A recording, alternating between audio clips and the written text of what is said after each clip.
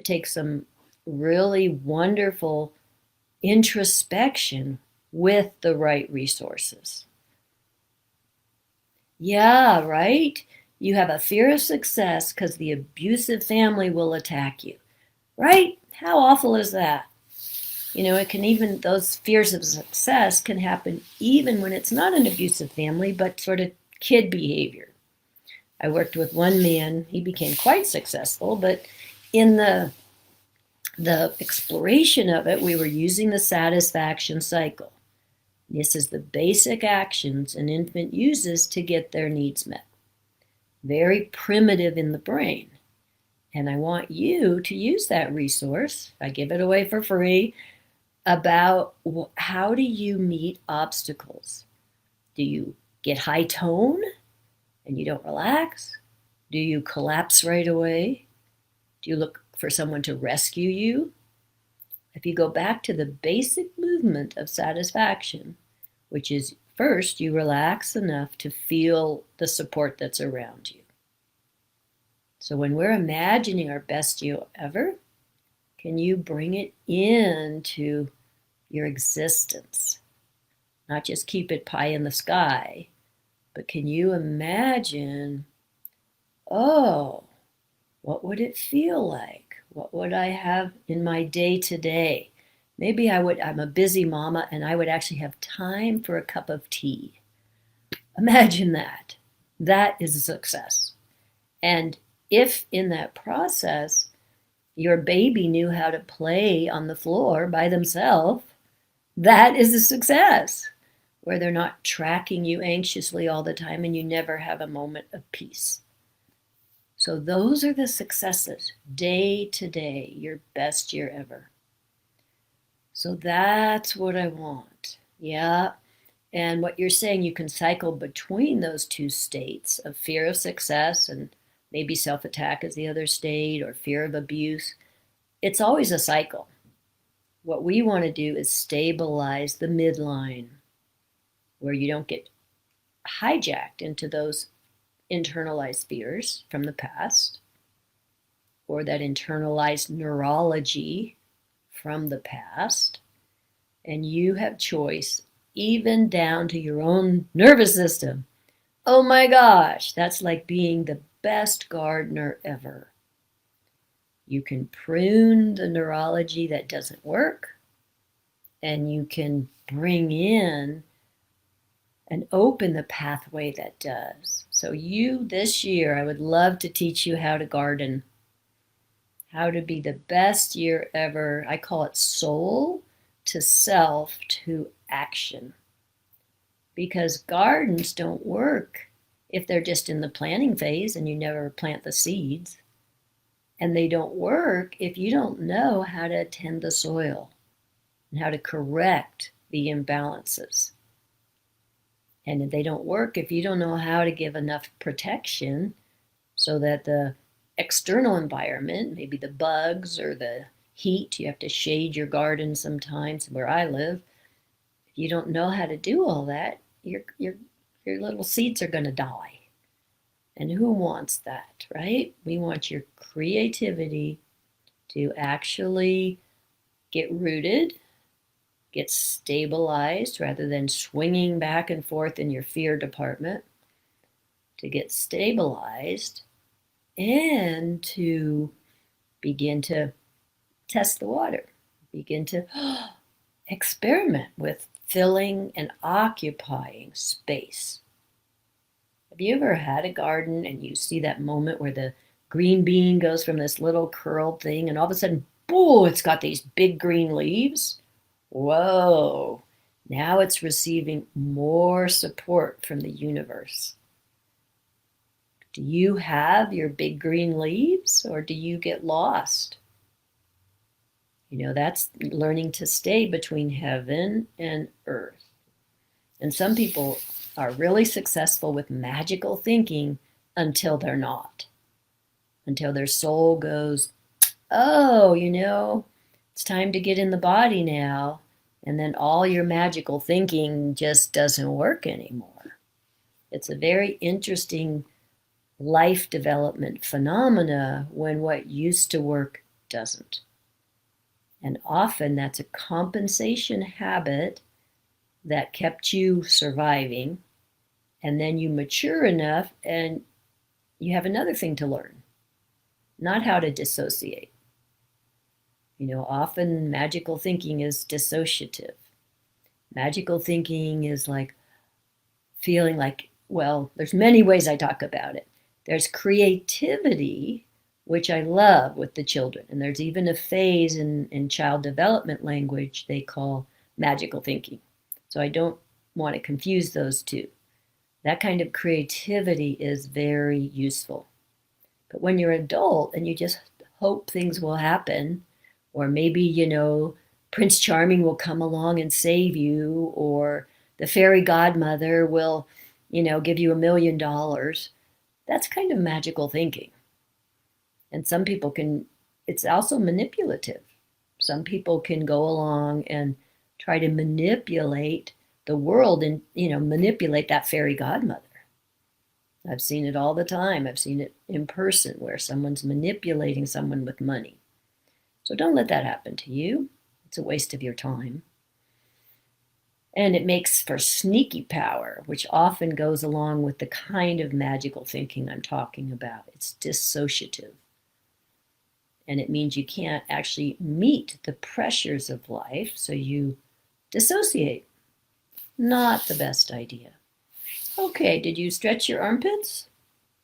How about your groin pits, your leg pits? Yeah?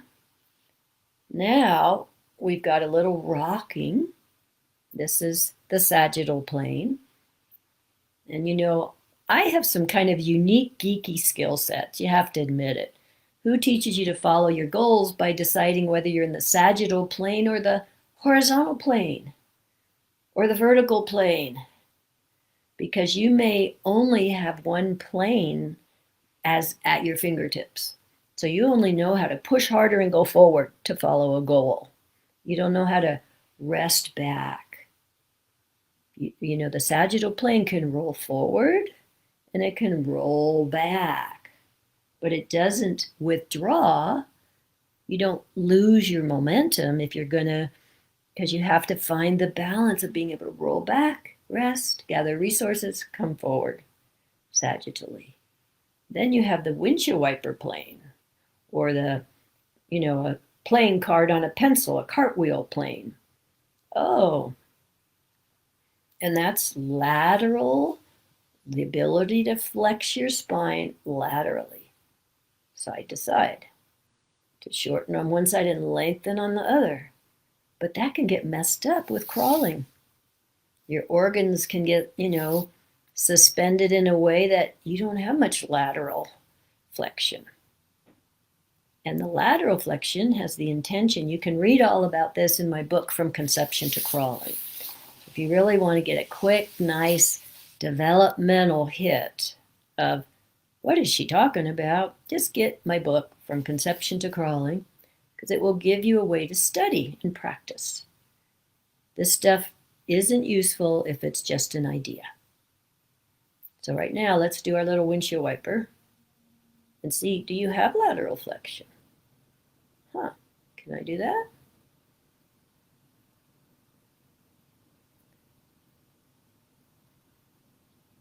Yeah. Hello, welcome. So glad you're here. Yeah, we are exploring how do you actually achieve your goals. And we're demystifying the word goal because that's a turnoff, right? Gives us an idea, but I would really like you to have a beautiful year. A year of growing, a year of learning, a year of, wow, meeting yourself. Maybe you've been running away from your bad habits that are hurting you. A successful year is personal. And I would love this to be your best year ever. And we've been right now exploring the planes as support, because I think that there's so many ways to get support that are not usual. And that's what I like to teach, because my passion is sharing the tools that heal. You being able to gain insight and experience that can shift your nervous system. So the forward and back is the sagittal plane, like a rolling wheel. Yeah. Now a wheel won't roll if the horizontal axis is tilted. Uh-oh. So get your axis level and wide in order to go forward and back. So guess how this ties into alarm bells and self-attack thinking. If you narrow and focus for your goal, you don't have the width to receive support from the universe. Narrow and focus is actually an alarm. It's it's a reflex. It's for a moment in time. Narrow focus, move, run away, get help. Hold on to your mom and let her run away. But the startle, you could be stuck in narrow and focus for your goal. I don't want that for you because you'll get burned out or you'll be adrenaline junkie. Put a 4 on, be honest, if you are an adrenaline junkie, put a 4 in the comment section. Yeah, it's not the best way to run your life. And if you have brilliance, you might even not know you're an adrenaline junkie because you've been that way your whole life.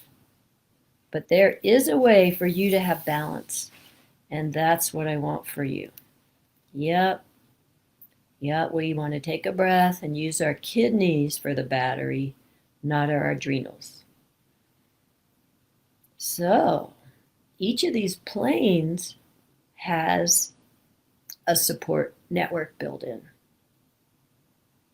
Yep, there's some more adrenaline junkies. Okay, good. Thanks for outing yourself. And then what do you do with that information? You have to make a change.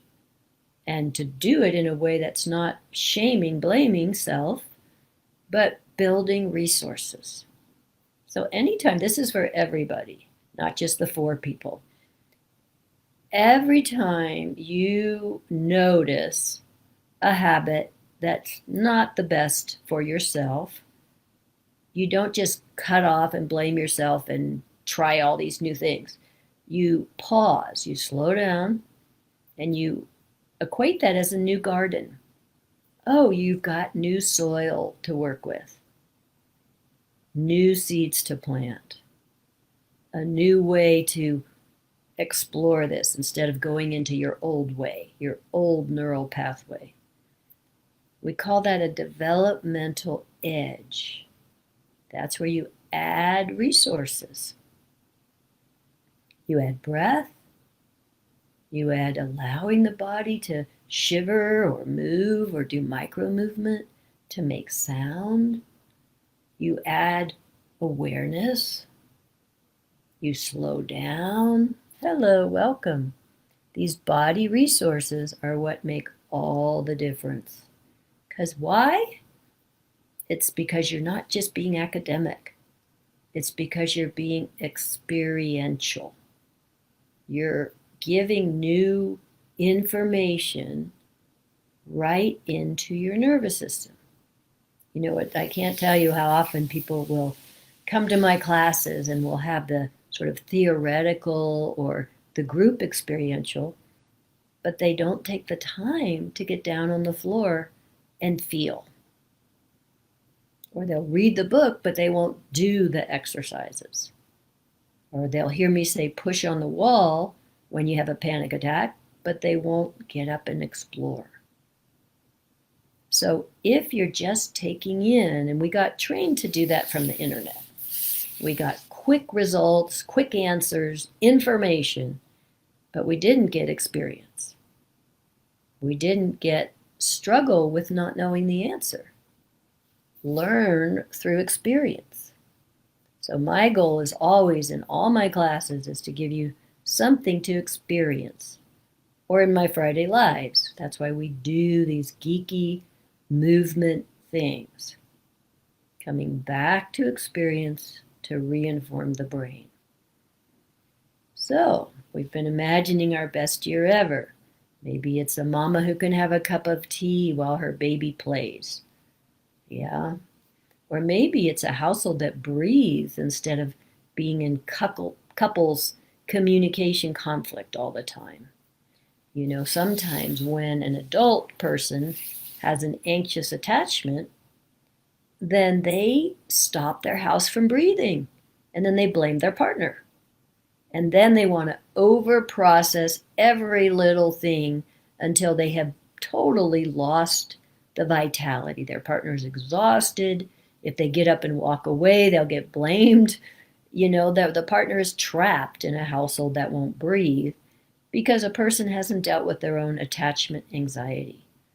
Now, if that's going on for you, one way or the other, you can join my Relationship Ready course. That doesn't start till February, but don't let these things keep happening. Keep adding resources. And I'm going to share a lot of resources in January with you.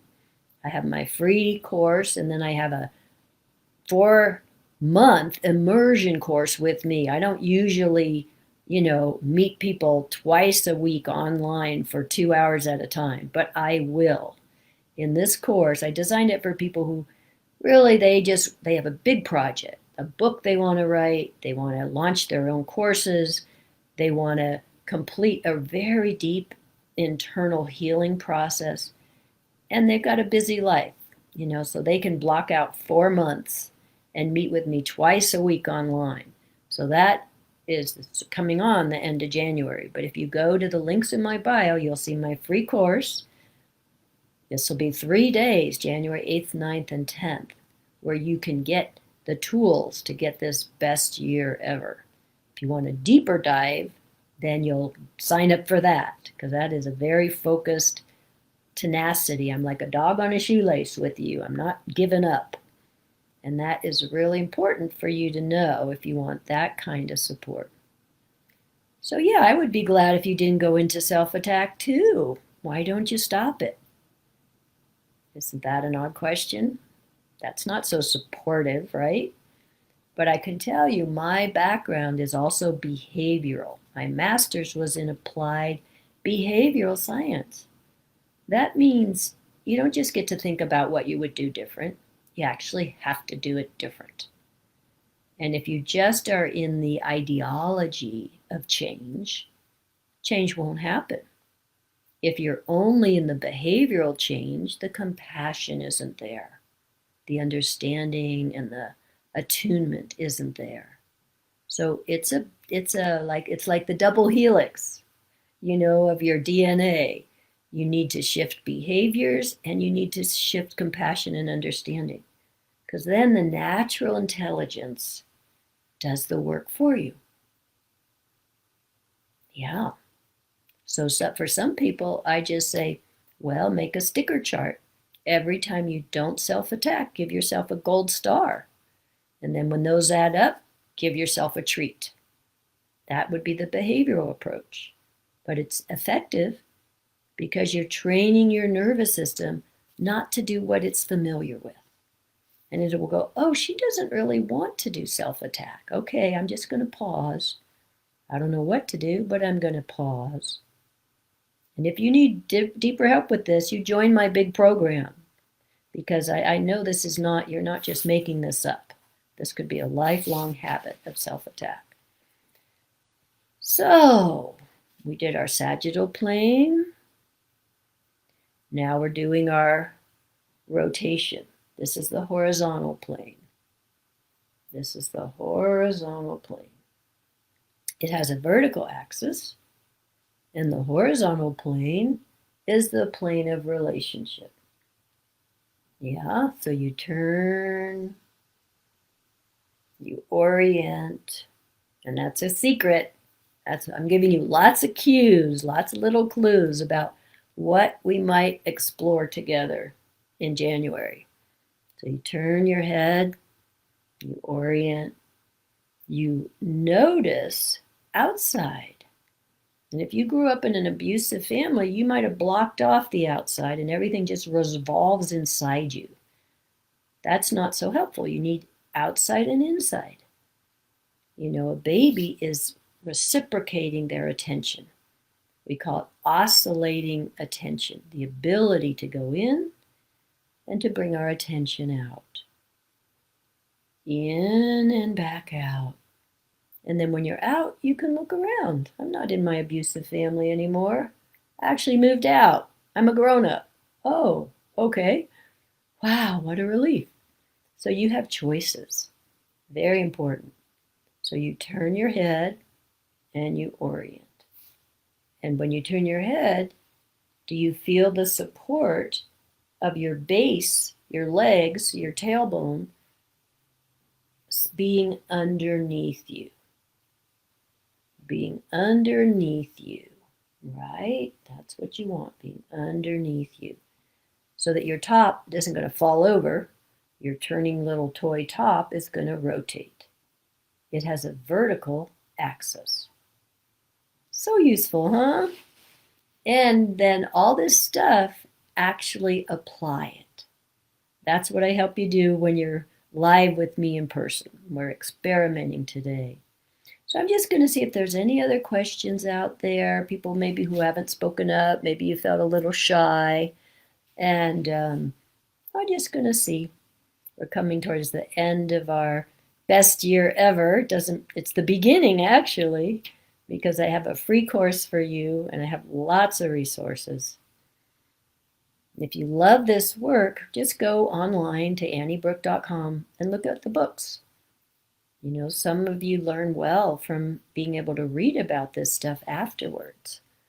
Yeah, that's why I wrote them. They were all written to give tools, all the way from how do you learn contact improvisation and self-body awareness. That was my first book. Then conception to crawling. How do you, get the developmental skills? That was important.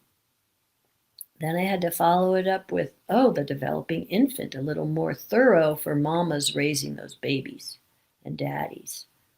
And then I realized I'm getting all these kids who have sensory challenges and adults. There's a little way to understand help for sensory challenges.